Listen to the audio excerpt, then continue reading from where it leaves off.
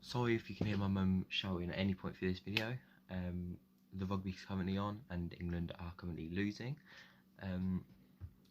I did originally record this video earlier, not long after the game had finished, which was about 2.5 hours ago now, but I think the file corrupted, so I couldn't use it, so I'm having to record it all over again. So the effects are worn off and I'm sort of changing my opinion to the performance now, but I'm not happy with the performance in a lot of ways.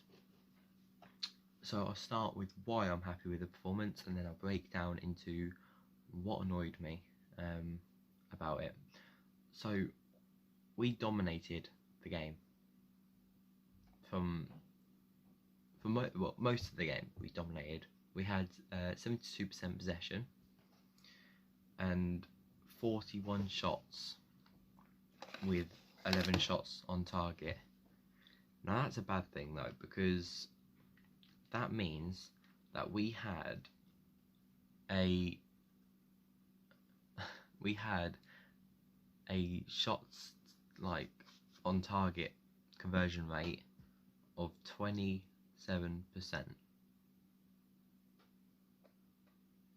27%. Whereas Plymouth was 45%. It's not good, and it means that our shots to goals conversion rate was literally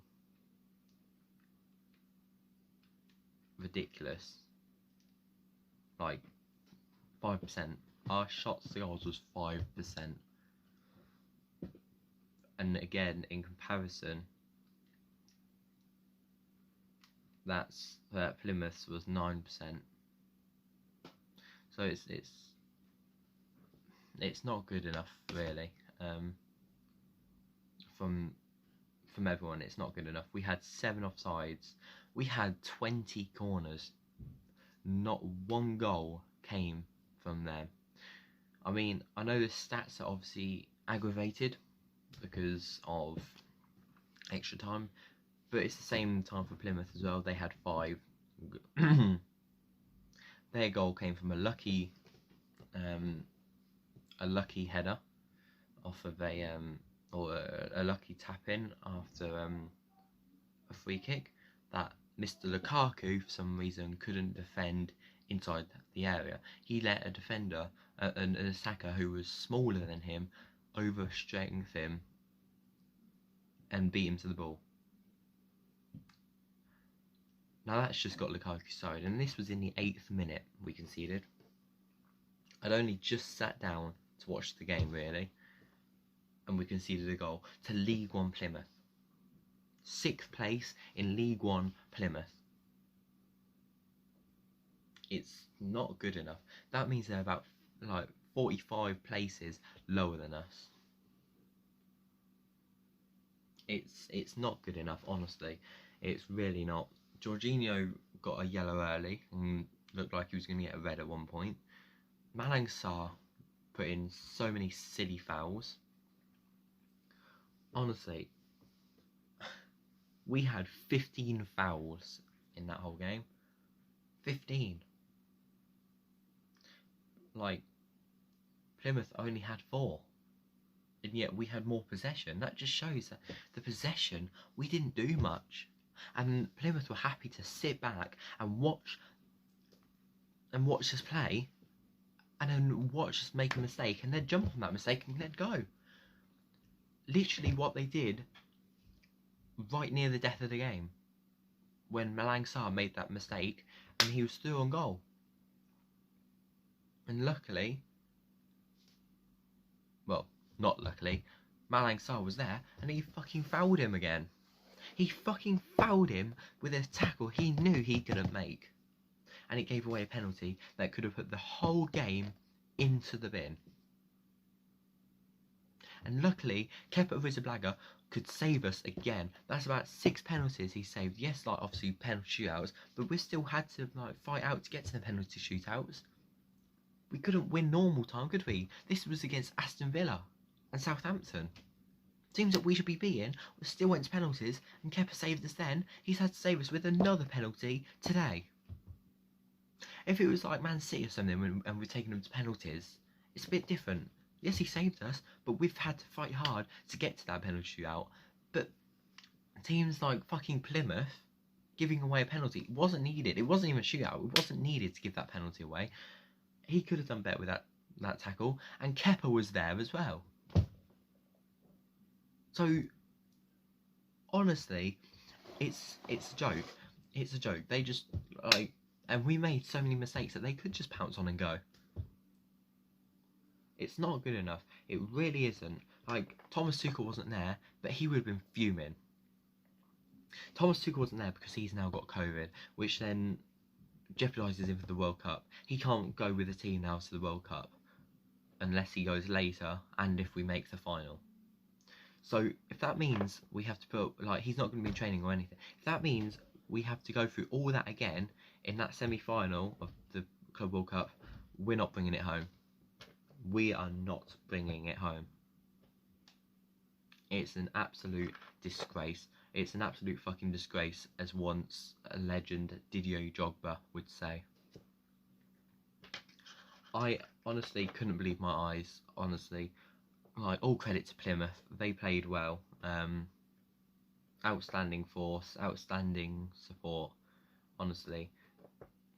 They played so well, and their keeper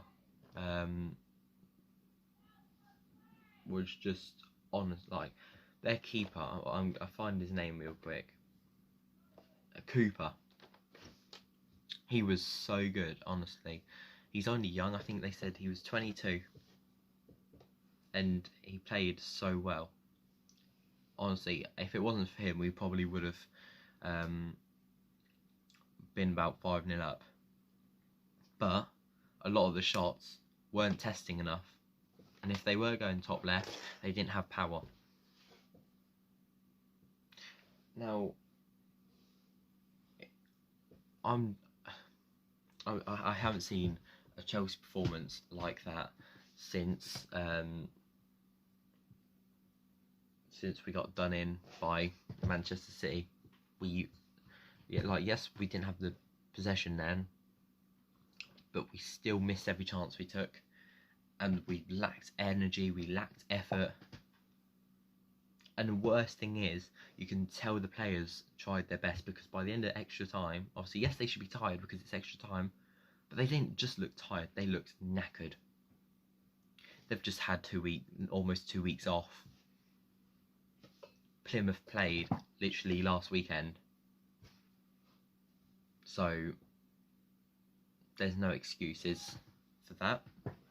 It's just, I honestly don't know what more I can say, and talking about it has just brought it all back up again. Honestly, Lukaku was shit. Proper shit. It was only the other day, it was only yesterday, in fact, I was explaining to someone how Lukaku was shit. He was like, how's Lukaku shit? And I told him exactly how he's shit. He went behind not only the fans, not only the players, but the manager as well. He to say that he wasn't happy at the club. You don't do that. If you've got a problem at the club, you go to the manager and you source it with the manager and arrange something. You don't go to some independent journalist and fucking mouth off about the club and say that you want to go back to the club you've just come from. Ever since then, his confidence has been shot. He's trying to prove himself. It's not working because he's got that on the back of his mind that we are so angry with him, and he needs to prove it, but he's not proving it because he's not putting in the energy, he's not putting in the passion, he's not putting any aggression into his performances at all. The other day I said about the Club World Cup, I said that he should be played up front just for his presence. No, because today he didn't even have a presence. He did not even have a presence, so it will be Kai Havertz up front in my selection. Yes, he didn't play the best today, but he only had part of a match, and he wasn't in the right spot. and the whole team was just absolute shit. Like, honestly, we were lucky to not go to penalties, I think. But yes, like we controlled the game most of the game, but Plymouth had large amounts of the game when actually they were dominant, and we couldn't get the ball or like get it out of the box. Honestly, here I am joking about Man United, and bloody hell, we almost did the exact same thing. Control the game, have so many shots, go to extra time, fuck it up.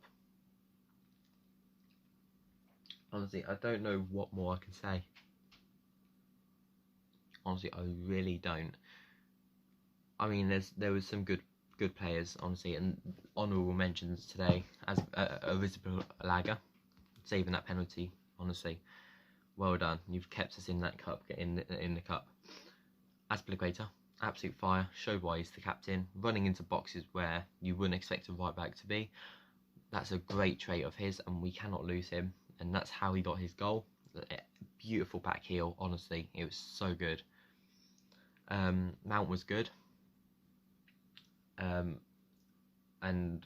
Ziyech and Hudson-Odoi were also good.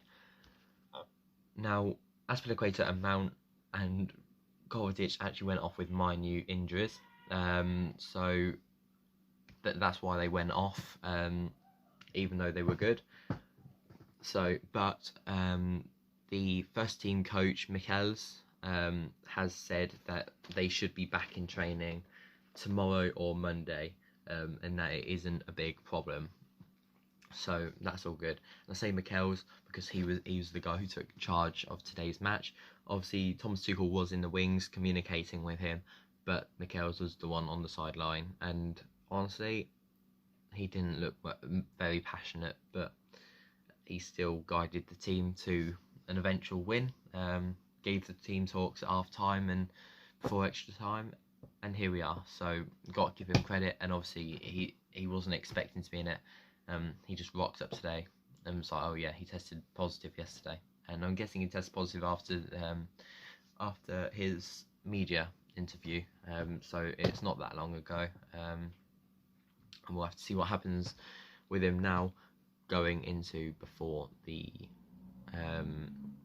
Club World Cup, which Al Ahly are currently winning 1-0 against Monterrey, so that's something to keep an eye out for. But it's still not known who we will play yet. But we need to be better than this if we want to take this Club World Cup home, honestly. And Kepa's just shown that we can cope in goal without Mendy, honestly. Mendy will be always number one because he's such a good keeper, but Kepa is very close. He's proved himself again this season. He had a shaky couple of seasons, but he's back to his 18-19 self when he saved them penalty shootouts and that to get to the European Cup, the Europa League. But honestly, it's not a good performance from the lads. It could have been much better, honestly. Much better. And I can't wait for Reece James to come back, honestly. So there's not much more I can say, really, about that match, because it wasn't the best. But it just shows Chelsea's defenders do it again. You know, Azpilicueta and Alonso getting the goal. So Alonso proved himself again today. Not so much defending again as usual, but attacking, yes, got the goal when we needed it. So well done to you boys. So I'll move on to my player ratings now, and my overall man of the match is Cooper for sure, for Plymouth. But obviously my Chelsea man of the match is Cesar Azpilicueta. So well done, Cesar Azpilicueta. You've won my first man of the match award.